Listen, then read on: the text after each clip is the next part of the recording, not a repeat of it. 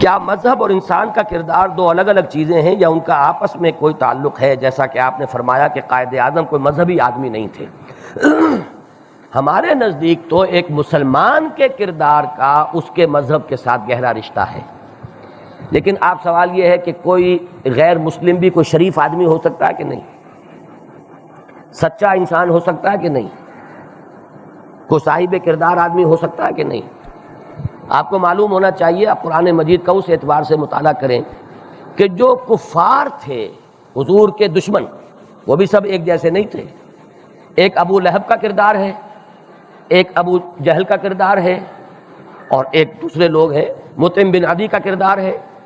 وہ مر گیا ہے اسی حالت کفر میں، شرک میں، لیکن وہی شخص ہے کہ جو اپنے 6 بیٹوں کو سجا کر ہتھیار اور حضور کو مکے میں لے کر آیا ہے جبکہ آپ طائف سے واپس آئے تھے۔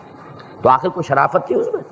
کیا حضور ابو جہل کو یہ پیغام بھیج سکتے تھے کہ مجھے مکے کے اندر داخل ہونے کے لیے تم اپنی ضمانت دو؟ یہ فرق ہوتا ہے۔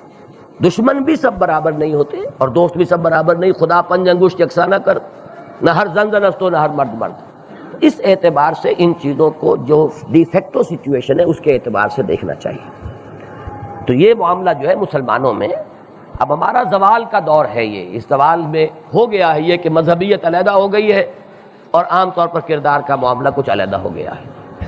تو یہ چیزیں دو ہے۔ مذہبیت کی علامت کیا ہے؟ عبادات، نماز، روزہ، شکل و صورت، وضاقتہ، یہ ایک طرح سے مذہبیت کی علامت ہے۔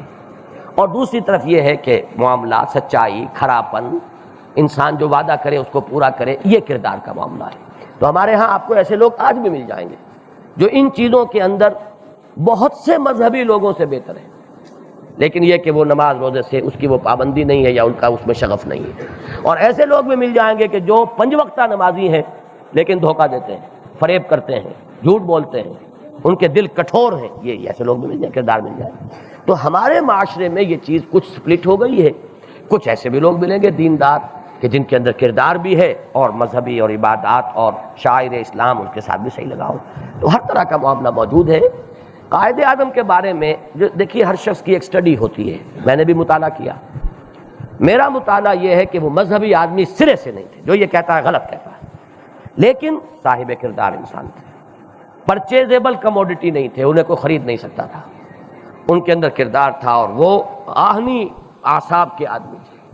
یہ چیز تھی اور اسی چیز نے ہمیں ایک فائدہ پہنچایا ہے۔ اور ہندو کے ساتھ مقابلے میں تو دوسروں کی گواہی آپ کے سامنے پیش کر چکا ہوں کہ وہ 2 آتھر جنہوں نے کتاب لکھی ہے فریڈم ایٹ مڈ نائٹ، اگرچہ وہ گاندھی کے انتہائی معتقد اور ماؤنٹ بیٹن کے بہت ہی زیادہ مداح ہیں، لیکن وہ مانتے ہیں کہ پاکستان کا عالم وجود میں آنا ہمارے نزدیک تو وہ مشیت ازدی ہے، لیکن وہ تو مشیت ازدی نام کی کوئی شے تو جانتے نہیں نا۔ وہ تو یہی اسباب دیکھیں گے۔ انہوں نے کہا کہ صرف ایک شخص کا مرہون منت ہے اور اس کا نام محمد علی جناح ہے، اگرچہ شدید ترین تنقیدیں انہوں نے کی ہیں محمد علی جناح پر، لیکن یہ بات ماننے پر مجبور۔ یہ مسئلہ ہے جس کو میں نے بیان کیا کہ ہمارے ہاں اصل میں ایک افراط و تفریط یہ ہوتی ہے جس سے ہمیں عقیدت ہو گئی کسی وجہ سے، اب اس کی کوئی بھی خامی کا ذکر ہم پسند نہیں کریں گے بلکہ ہمیں نظر ہی نہیں آئے گی، اور جس سے کوئی اختلاف ہو گیا اس میں کوئی خوبی کبھی نظر نہیں آئے گی۔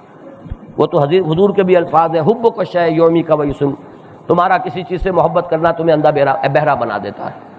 اب انہیں ولی اللہ بنانا اور ان کے ناموں کے ساتھ اولیاء اللہ والے القاب شامل کر دینا، یہ وہ ایک انتہا ہے۔ دوسری انتہا یہ ہے کہ لوگ انہیں کافر اعظم کہہ دیں، جیسے کہ اس زمانے میں کہنے والوں نے کہا تھا۔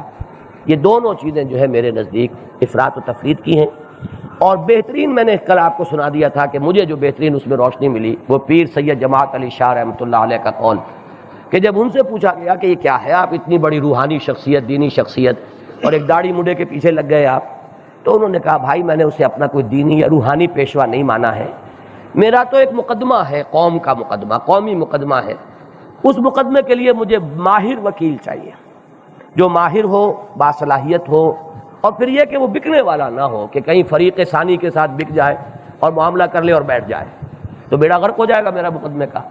اب اس میں بڑی ایک لطیف اصل میں بات تھی کہ آپ مقدموں میں اس زمانے میں ہندوؤں کو بھی اپنا وکیل بنا لیتے تھے کہ نہیں؟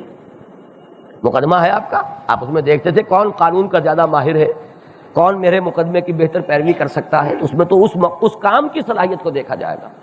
تو انہوں نے جو بات کہی وہ بہت بلیغ تھی، کہ اس قومی مقدمے کا وکیل ہونے کے اعتبار سے اس میں کوئی شک نہیں کہ اس شخص سے بہتر کوئی انسان ہمارے پاس نہیں ہے۔ یہ بات ان کی ہی نہیں تھی صرف، خود علامہ اقبال کی تھی کہ انہوں نے خطوط لکھے پے بپے انگلستان، حالانکہ قائد اعظم پر بہت شدید بددلی طاری ہو چکی تھی، مسلمانان ہند سے وہ مایوس ہو چکے تھے اور اس بددلی کی وجہ سے وہ چھوڑ کر ملک چلے گئے تھے، انگلستانی میں سیٹل ہونے کا انہوں نے ارادہ کر لیا تھا، لیکن علامہ اقبال نے پہم انہیں خطوط لکھے کہ اس وقت ملت اسلامیہ جو ہے بر صغیر پاک و ہند کی، اس کی ناؤ کا کھویہ جو ہے اور کوئی نہیں ہے اور آپ کو واپس آنا چاہیے۔